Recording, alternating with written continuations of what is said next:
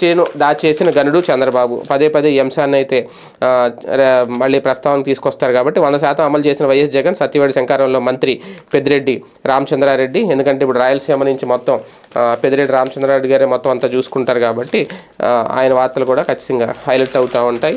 ఇంకా అప్పుడెప్పుడో చేసిన తప్పు ఆ మేనిఫెస్టో గురించి పదే పదే వీళ్ళు అసలు మేనిఫెస్టో ఇంకా రిలీజ్ అవ్వలేదు, మరి అది ఎప్పుడు రిలీజ్ చేస్తారో చూడాలి. అలాగే పంచాయతీ నిధులు టీడీపీ సర్పంచ్ స్వాహా, సొంతంగా 6.54 లక్షలు విత్డ్రా చేసుకుని పుల్లేటిగురి సర్పంచ్ ఉన్నతాధికారులకు కార్యదర్శి ఫిర్యాదు. డాక్టర్ బిఆర్ అంబేద్కర్ కోనసీమ జిల్లా అంబాజీపేట మండలం పుల్లేటిగురు గ్రామ టీడీపీ సర్పంచ్ జల్లి బాలరాజు అక్రమంగా పంచాయతీ నిధులు స్వాహా చేశారు. ఈ విషయంపై పంచాయతీ కార్యదర్శి ఉన్నతాధికారులకు ఫిర్యాదు చేశారు. శుక్రవారం వెలుగులోకి వచ్చిన ఈ వ్యవహారానికి సంబంధించిన వివరాలు.